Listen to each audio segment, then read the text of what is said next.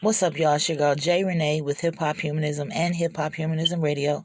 I hope that you're doing well. On the line today, we have Mr. Dennis Jenkins of Dynamic Dads. Okay, we're going to jump right into it so we can go ahead and get this interview underway. How you doing, Dennis? I'm doing great. Thanks for having me. Doing great. Oh, for sure. Thanks for being here. What you're doing is definitely really dope. And, I want more people to know about it, So, tell us where you're from and a little bit about yourself. Well, my name is Dennis Jenkins. I currently live in Phoenix, Arizona right now, and I have a program called Dynamic Dad where it's there to educate, to encourage, and empower fathers to be dynamic in their child's life. We've been doing this for like 2 years here in Arizona, but also did it in North Carolina like 5 years ago. Mm-hmm. So my father too, married 25 years.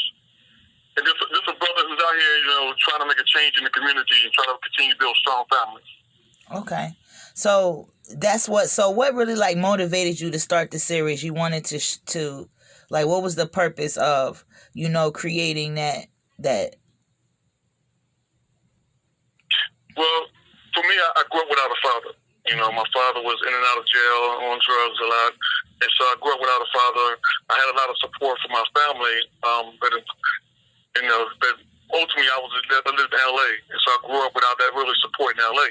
Mm-hmm. Most of my family were 3,000 miles away on the East Coast, and so growing up without a father in LA, dealing with in the late 70s and early 80s, gangs were real tough. The colors.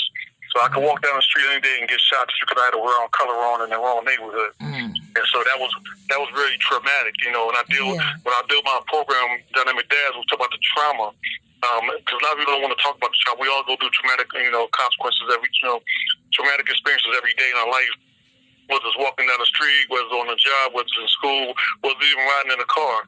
Right. And so it's from those traumatic experiences in my life, and growing up without a father, and I see how it affected a lot of other people, including myself. I went through like 40 years of depression. Mm-hmm. So I'm 54 now, so I went through 40 years of depression. And so that's what had made me, for all the years, want to create Dynamic Dad, because I know a lot of, young men and young women out there did not have that mentor or that father figure in the house, and right. How did they deal with that? You know what I'm saying? So I want to be an advocate for that. Okay. And how long did you say that you've been doing this? Well, Dynamic Dad has been a nonprofit for the last 2 years in Arizona. It started up with co-founders Angela Bunting, Connections BWB in Charlotte, North Carolina, mm-hmm. And that was we did that in 5 to 7 years ago. Mm-hmm. But there was lack of funding for the men. Right. So altogether maybe 6 years. Okay. But I've been helping kids for the last 15, 20 years. Oh, okay. Well, we definitely want to thank you for your contribution to our communities, and it's very important. What you're doing is, I'm sure you realize this. It's video journalism. And the other day we were talking about the importance of our narrative. So when did you realize that this was something that was needed as far as creating our own the true narratives about our people? Well, like I said, I lived in, New Jersey. And so living in New Jersey, I've seen a lot, I had a lot of exposure to some things. But then when I moved to LA, that was really a deepening exposure for me for how our communities, how things were going in our communities and the lack of support there was. And so for me, it was like awakening, right. For what was going on in our communities. And somebody had to speak up against it. Right. And so I started really, I came back and left Inglewood again. I lived in Inglewood, California. So I left Inglewood and I went back to Jersey my last final years of high school. Mm-hmm. That's when it really hit me about what was going on in the communities, because now I'm not older, more mature. Mm-hmm. And so I started doing a lot of reading about our history. Mm-hmm. And just understanding who we are. Nat Turner, Booker T. Washington, W. D. Bois, Paul Robeson, right. Stephen Biko, and I would just go down the list and just hit all these different things that we have to imitate.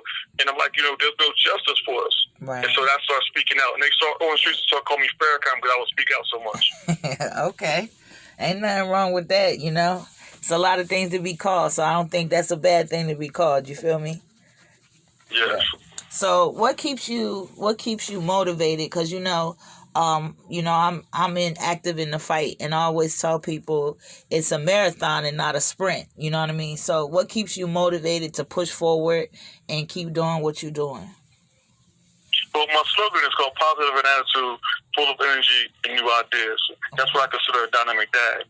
And like I said, for me growing up without a father, and I've been mentoring a lot of youth and through sports and then in church or different work in the health department, behavioral health, and I see a lot of kids come through there.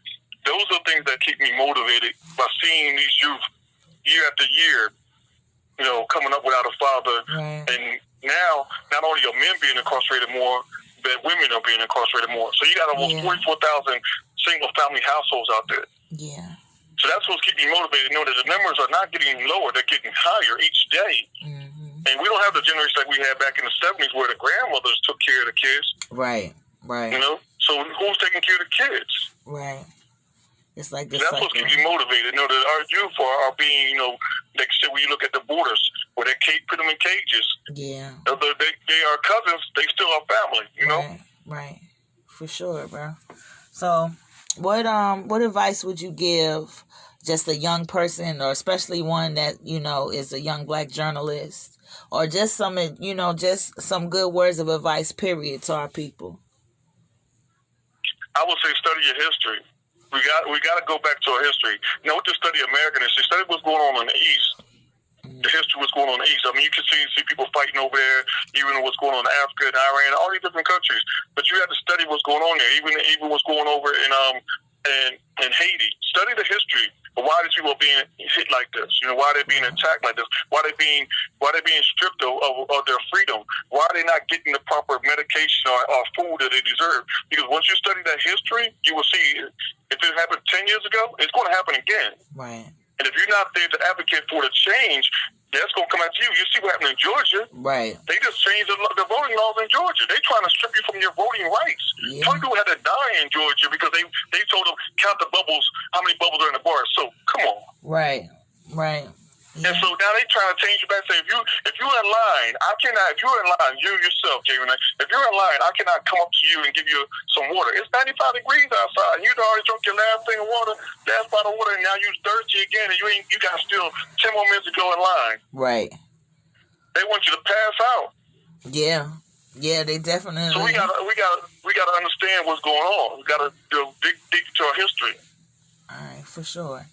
Definitely dig into our history. So what other things you got going on, bro? What's your, do you have for the future? Right now, I have 5 young men inside the Illinois correctional system that we help them get their diplomas. And that's what me, Magnificent Miles, and Dynamic Dads are working on that project right now. So we're working on getting the technology, giving them tablets. But at the present time, we're working to get, we want to get more. We want to get 500, we want to get 1,000. Get them get diplomas. So we're working on getting funding for that. And then as we're here in Arizona, it's quickly come up to Father's Day.